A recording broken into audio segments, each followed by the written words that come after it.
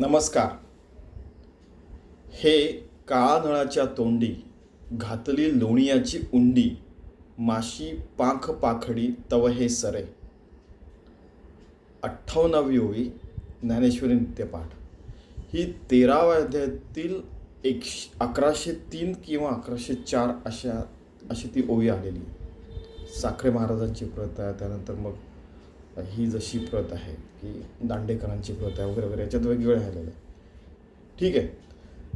तर यात यांनी जसा तो 31वा जो श्लोक आहे की न करोती न लिप्यते, याच्यावर ते बोलत आहेत की सगळं काम करूनही आपण अकर्ता आहोत आणि आपण कुठे लिप्त होत नाही, असं भगवंताचं कार्य असतं. मग यात पुढे सांगता सांगता त्यांनी सांगितलं की भगवंत जे असतात ते का बरं लिप्त होत नाही. त्याचं कारण असं आहे की काळाच्या तोंडात अग्नीमध्ये लोण्याची उंडी टाकल्यावर त्याचे जसे एकदम भडकावळून पटकन ते लोणी नष्ट होऊन जातं. किंवा माशी पाख पाखडी तवे हे सरे. माशी पाखडी, माशीचे पंख फडफडफड होण्याच्या आत आपला जीव जाऊ शकतो, तव हे सरे. यात 3-4 अर्थ घेतात की माशी पाख पाखडी तव सरे म्हणजे आयुष्य क्षणभंगूर आहे मानवी जीवनाचं, कोणत्याही जीवाचं, कोणत्याही एंटिटीचं.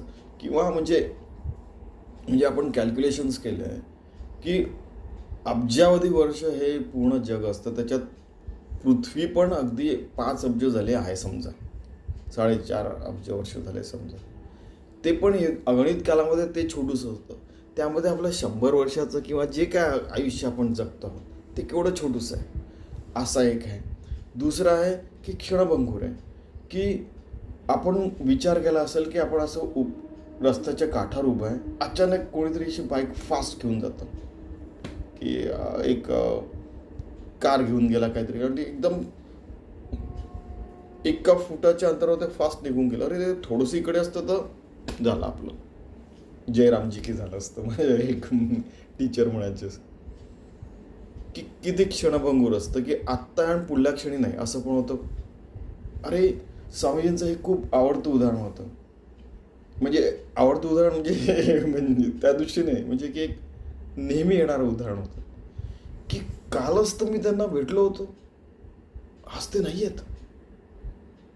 हे त्यांच्या बाबतीत घडलेलं आहे म्हणजे कुठेतरी. आणि एक व्यक्ती आले, ते म्हणाले की मी आत्ता 15 दिवसांपूर्वीच त्यांना भेटलो होतो आणि काय झालं अचानक. हे काळा नळाच्या तोंडी घातली लोणियाची उंडी, माशी पाख पाखडी तव हे सरे. की एका क्षणात होत्याचं नव्हतं होतं. जीवन पण काय आणि भगवत कृपा जरी तर काय जे काय असतं आपण म्हणतो ना, ते होत्याचं नव्हतं होऊ शकतं. तर यात कशाबद्दल आपण गर्व करायचा, कशाबद्दल आपण आपलं म्हणायचं आणि कशाबद्दल आपलं तुपलं जे प्रकार असतात, कशाकरता युद्ध करायचे.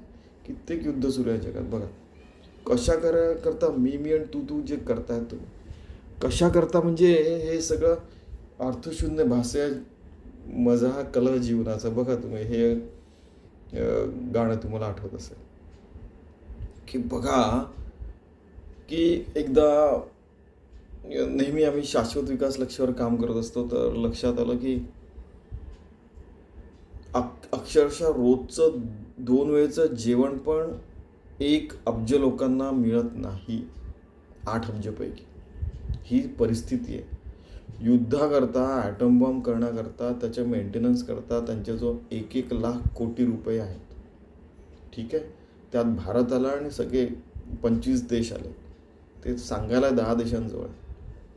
त्याच्याकरता त्यांच्याजवळ पैसे, पण ते 1 लाख कोटी रुपये लोकांच्या भलाईकरता लावण्याकरता नाही आहेत. म्हणजे आम्ही असंच विचार करत असताना लक्षात आलं, म्हणजे उद्धरेत आत्मना आत्मानं नात्मानं अवसादयेत, आत्मैव हि आत्मनो बंधू आत्मैव रिपू आत्मना. आपणच स्वतःचा उद्धार करावा, आपण स्वतःचे शत्रू स्वतःचे मित्र आहेत, हे मानवी जीवनाला लागू होतं. माणूसच माणसाचा शत्रू आहे, माणूसच माणसाचा मित्र आहे. म्हणजे एक आता भारतात सध्या तुम्ही सेफ जागी राहता म्हणून संतांची भूमी आहे, देवांची भूमी आहे वगैरे, ठीक आहे. तुम्ही काही ठिकाणी जाऊन बघा. आम्ही स्वतः ते अनुभवलेलं आहे. म्हणजे की समजा विमान इकडनं येण्याकरता इथून समजा इथे आलं सर तर 5000 किलोमीटर, सर 5000 किलोमीटर आहे. पण जेव्हा युद्ध सुरू होतं तेव्हा ते असं करून असं यावं लागतं, 8,000 किलोमीटर यावं लागतं. पेट्रोल जास्ती, एनर्जी जास्ती, वेळ जाणं वेगळं, त्यानंतर कित्येकांचे कुटुंब उद्ध्वस्त होतात ते वेगळंच आहे. हे प्रत्येक व्यक्तीला माहीत आहे की आपण मरणार आहोत, तरी पण असे वागतात. यांना माणूस म्हणायचं की नाही? ठीक आहे, ही गोष्ट झाली रोजच्या जीवनात. आता आपल्याला परमार्थी मार्गामध्ये हे कसं उपयोगी आहे की बघा, हे तर आपल्या बाबतीत कित्येकदा घडलं असेल की आम्ही म्हणजे इंडस्ट्रीमध्ये काम करताना बघितलं आहे की इव्हन परवा पण घडलेलं आहे असं की आम्ही चाललो होतो असं, ते पावसामध्ये झाडाची फांदी पडली आमच्यापासून फक्त 500 मीटर दूर होतं, आणि एक मुलगा होता तो सायकलवर चालला होता, तर ती फांदी त्याच्या मागे पडली. माझ्याबरोबर माझी लहान मुलगी होती. ती म्हणाली की अच्छा यामध्ये सुट्टीवर आहे म्हणाली. म्हणजे एवढी मोठी फांदी पडल्यावर जयरामजीकीच होणार. किती क्षणभंगूर असतं, आणि त्याकरता पण लोक भांडतात. कोणताच धर्म, कोणती जात, कोणत्याही जातीपातीवर पण साधू संत केले लोकांनी. कोणताही साधू संत, कोणताही रिलिजन, धर्मामध्ये सांगितलं नाही की आपलं जीवन वाया घालवा. ते तर कधी ना कधी प्रत्येक व्यक्ती म्हणणारच आहे, म्हणजे देह म्हणणार आहे. खरं पाहिलं तर आत्मा अमर आहे वगैरे वगैरे, ते सगळ्या गोष्टी सगळ्यांना माहिती. पण तरीही लोक का नाही कमीत कमी मिनिमम क्वालिटी स्वतःमध्ये ठेवतात, यावर विचार करायला पाहिजे. आणि आपले ते सर्वेपी सुखिनः सन्तु सर्वे सन्तु निरामया, तर आपल्याकडे कित्येक हजारो लाखो वर्षांपासून हा विचार आहे. मग आपण आचरणात राहून सतत लोकांना सुखी का नाही करू शकत? कशाचं कलियुग, कशाचं द्वापरयुग, कशाचं कृतयुग? खरं तर सतत हे राहायला पाहिजे. कशाची सायकल की सायकलमध्ये येतं उंच सखल सुरूच राहतं वगैरे वगैरे. अरे मानवी मनामध्ये ते सुरू राहणं योग्य आहे, पण एकदम नष्टच्या नष्ट, म्हणजे देशच्या देश नष्ट करणं आहे की नाही? म्हणजे याला काय माणूस म्हणायचं की काय म्हणायचं? स्वामीजी हे म्हणायचे 1992ला, त्यांचं ऐकलेलं आहे. ठीक आहे, तर आपल्याला आपण मर्यादेत राहतो आहोत की आपला जीवन केव्हाही संपणार आहे, पण ते जीवन इतकं सुंदर जगायचं की प्रत्येक हृदयाच्या ठोक्याने, प्रत्येक श्वासाकडे भगवंताची सेवा व्हायला पाहिजे, आणि आपल्याला ते आतमध्ये जाणवायला पाहिजे. म्हणजे की लोक येत आहेत बरं का, एक चांगलं काम कर, तर ते अंगण स्वच्छ कर. लोकांकरता नाही, रोज जशी शबरी होती की रोज स्वच्छ ठेवायची. मग काही कालांतराने राम आले, तर तुम्ही तसं मनाची सतत मशागत केली, मन स्वच्छ ठेवलं, आपले व्यवहार व्यवस्थित ठेवले, आपलं कर्म व्यवस्थित ठेवलं, तर ते स्वच्छ झाल्यावर रामाला कुठून यायची गरज नाही. तो आपोआप समजा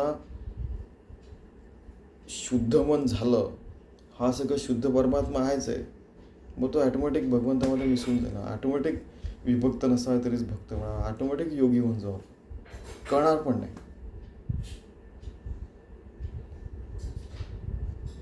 पाण्याचा थेंब पाण्यातच मिसळतो, तसं शुद्ध मन शुद्ध परमात्मामध्ये विलीन होऊन जाईल. शुद्ध जीव शुद्ध याच्यात ॲटोमॅटिक होऊन जाईल. त्याच्यावर तुम्ही काहीतरी कव्हर ठेवलं, त्याच्यात काहीतरी, आपण स्वामीजी म्हणायचे की सोन्यामध्ये हीण असेल तर ते शुद्ध नसतं. हेच इव्हन ज्ञानेश्वर महाराज पण म्हणतात.